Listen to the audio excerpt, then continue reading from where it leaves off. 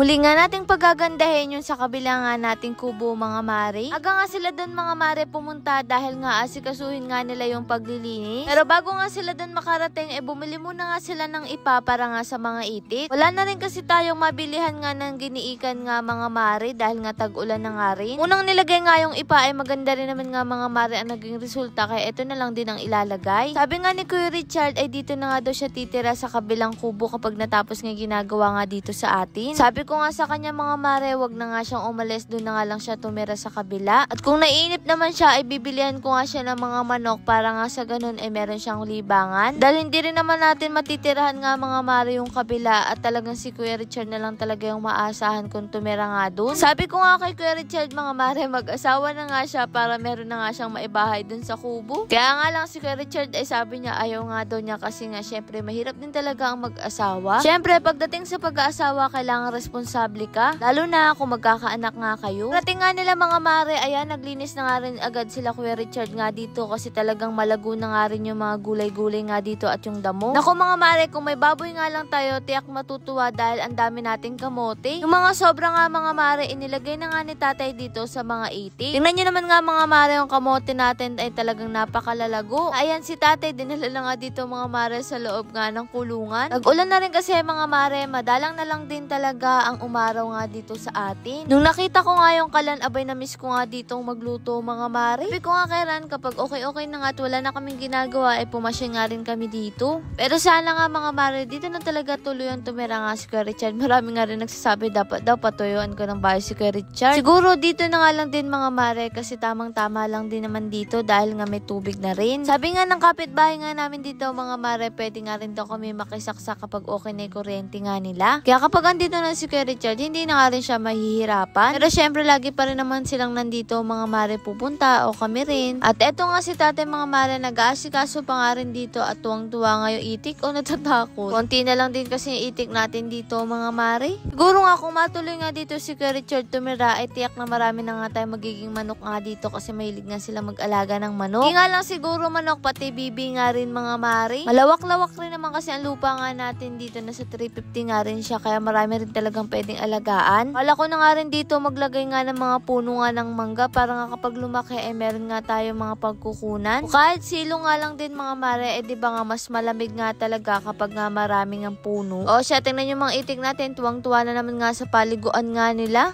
Papa, sana all ka na nga lang talaga paano sila may swimming pool yung tao, wala charot. Ngayong araw nga ay magluluto na nga lang ako dito mga maring pinakuluan nga na talong at talbos. Meron nga rin ditong 4 na peraso ng patola kaya sabi ko lalagyan ko na nga lang din ng sardinas. Pabili na nga lang din ako mga mare ng miswa. Kaya naman ayan, nagtulong na nga sila dito mga mare sa paghihiwa at ako naman nga dito sa talong. Sabi ko nga kasi kay Eric ay pakuluan na nga lang namin to, mas masarap nga siya. At eto nga mga mare, bigla ba nang bumuhos yung malakas na ulan? Sino nga dito mga mare yung relate kapag pumapasok ka kahit sa trabaho o sa eskwelahan? Yung hindi ka magdadala ng payong ay talaga namang uulan, tapos kapag may payong ka naman hindi naman umuulan, baliktad. Yung mapapasabi ka, ano ba yan, kung kailan wala akong payong saka naman umulan. Inabot nga rin mga mare ng ilang minuto ang pag-ulan nga dito kaya ay nagpatila muna nga ako dito sa bahay. Ano ba naman kasi may sasabihin nga lang ako kay Ran, bigla ko naabutan na nga ng ulan wala nga akong payong. Ang si Ran hindi pa rin tapos sa paglalagay nga dito ng skim coat. Di muna nga silan yung nilagay nga dito mga mare kasi malaki nga ang kakainin nga ng silant, medyo may kamahalan nga din yun. Tumila na nga mga mare ang ulan, ayan, inasikaso ko na nga rin dito ang paghihiwa nga ng patola at pag-aasikaso nga dito sa mga itlog. Wala ko nga sana lagyan nga yung mismo mga mare ng itlog, kaya lang sabi ko wag na, kaya ipinirito ko na nga lang. Grabe naman yung kamote natin dito, para tuloy pamaypay nga ang laki. Sabi nga ni Ran, hindi daw maubos-ubos yung kamote natin kahit araw-araw nga mga marang tinatalbusan. Parang siguro gumanda nga ito dahil araw-araw nga natin tinatalbusan siya mga mare. Tingnan nyo naman, nasasakop niya nga yung daanan. O siya, eto't magpiprito na nga rin ako mga mare. Nga to mga mare, almusal, tanghalian na nga namin to. Bigla ko tuloy mga mare naisip, mas masarap yata etong ipalaman nga sa monay, tapos mainit-init pa. Kaya nga mga mare, uminom ba naman nga ng itlog na pula? Naalala ko tuloy mga mare, mga bata pa lang kami, talagang madalas ko yan makita na umiinom nga ng itlog. May mga sabi-sabi nga nung buntis ako, dapat daw para mabilis nga mga anak ay uminom ka nga daw nun. Kaya lang hindi ko na nga rin yung nagawa mga mare. O siya, ito't pinakuluan na nga itong mga maring talong sa katalbos. Ito ang siran partida mga mare, hindi pa nga tapos. Ayan, kumukot-kot na nga dito ng kamote. Kaya na nga rin mga mare, naghango nga nito. At ito ito nga tuwang-tuwa pa nga. Ewan ko ba kung ano binibiro dyan ni tatay. Dapat nga ipiprito ko nga rin to, kaya lang sabi ko mas maganda na siguro yung pakuluan para bawas nga rin sa mantika.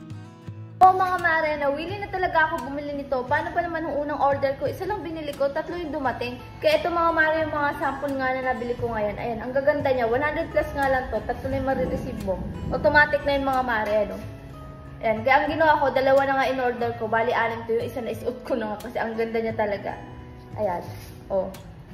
Pakita ko sa inyo. Mga mare yung isa, diba? Ang ganda niya. Kung hindi ka naman maarte nga mga mare sa tela, tapos gusto mo lang medyo manipis na, medyo makapal, yung sakto lang, ay maganda sa ito. Ito yung isang mga mare sample. Ayan. Ito yung pangalawa. Ang ganda, oh. Diba? Pag nasa bahay ka, masarap talaga ganito yung sinusot. Oh.